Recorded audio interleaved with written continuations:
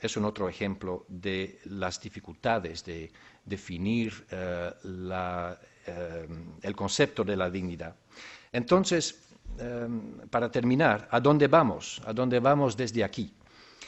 Lo que quiero sostener es que el concepto de dignidad humana solamente puede servir como base parcial de los derechos humanos, una base parcial de los derechos humanos, y que cada vez esa idea de dignidad tiene que construirse en comunicación permanente, como dice el filósofo y sociólogo alemán Jürgen Habermas, un diálogo permanente, una comunicación permanente. Habermas dice o habla de un Dialog mündiger Menschen. Una comunicación permanente entre grupos, entre países, entre culturas y otras formas de organización. Y el ejemplo que se ha dado de la educación, del sistema de la educación de la señora en París es un buen ejemplo, me parece. Si no, la dignidad humana será reducida a una idea de nonsense upon stilts. Es una expresión inglesa de donde hablaba Jeremy Bentham, el filósofo de Inglaterra al inicio del siglo XIX, en relación con el derecho natural y los derechos humanos, que en sus palabras sean nonsense, sino eran fundidos en una comunicación permanente entre grupos, países y culturas. Muchas gracias para su atención. Muchísimas gracias. Quédate, porque si no, si te quieren hacer alguna pregunta. Paso la palabra quizá a alguna de las sedes. Yo creo que estamos trabajando con una sede menos. Si alguien desearía hacer alguna pregunta, por ejemplo, en la Tecnológica de Monterrey, que hasta ahora nadie ha hablado, o en Guadalajara. ¿Tienes audio de Guadalajara? Sí, lo tenemos. ¿Y tienes tú alguna pregunta? Adelante, ¿tienes imagen?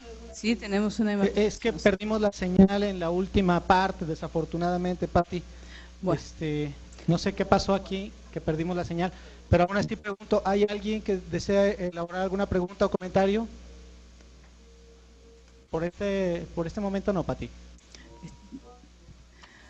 Bueno, yo trataría de resumir un poco entonces la propuesta que... Bueno, Estefan, ¿quieres resumir un poquito para volver? Es imposible resumir. Es imposible. Okay. ¿Puedo citar de nuevo o no? Un poquito quizás, ¿no? ¿Desde qué momento? ¿Qué parte te ha faltado, José Javier? Quizás los últimos 5 o 6 minutos. ¿La segunda tesis? La segunda tesis sería entonces. Exactamente, la segunda tesis. La segunda tesis. Okay, bueno.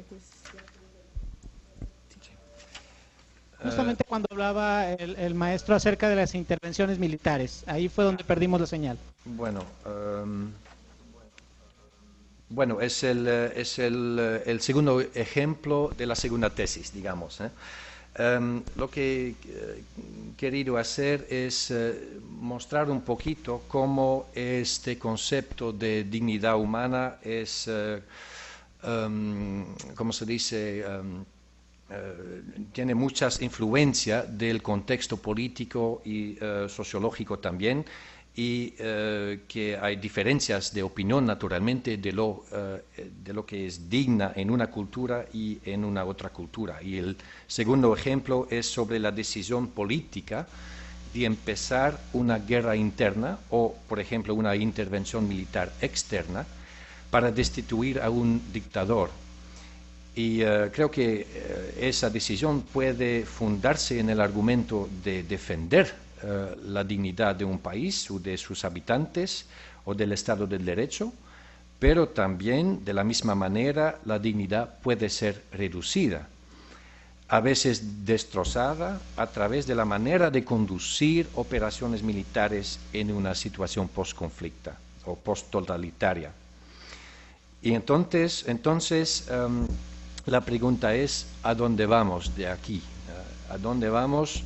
Lo que he querido sostener es que el concepto de dignidad humana solamente puede servir como base parcial de los derechos humanos, y que cada vez esa idea de dignidad tiene que construirse en una comunicación permanente. Como dice Jürgen Habermas, el sociólogo alemán, él habla de un diálogo zwischen Menschen,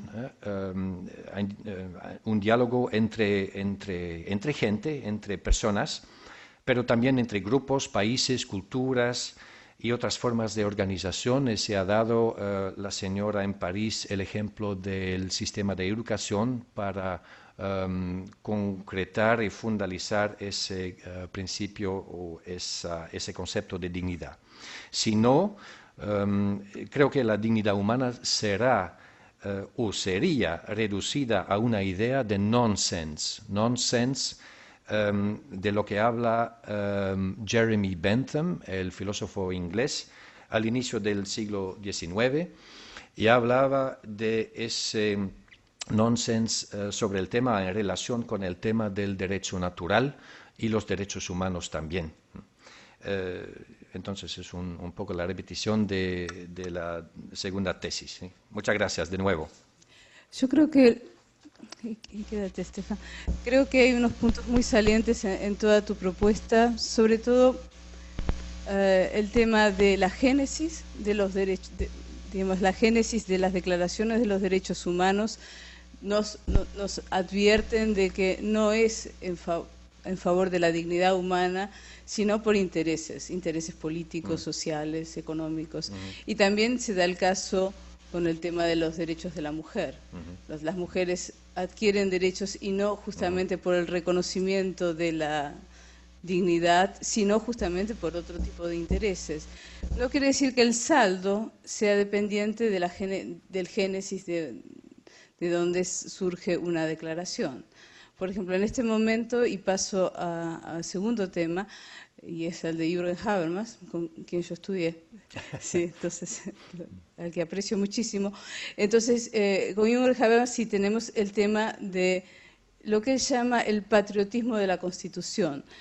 Y acoplado a este tema del consenso, ¿no?, que se da, está este tema de cómo repensar un ser humano dentro de la comunidad, y reconstruyendo la historia alemana, él habla del patriotismo de la Constitución. Y curiosamente la Constitución alemana nos da un ejemplo interesantísimo, que independientemente de cuál sea la génesis de esa Constitución alemana de posguerra, pone como tema central en los artículos inicial el tema de la dignidad.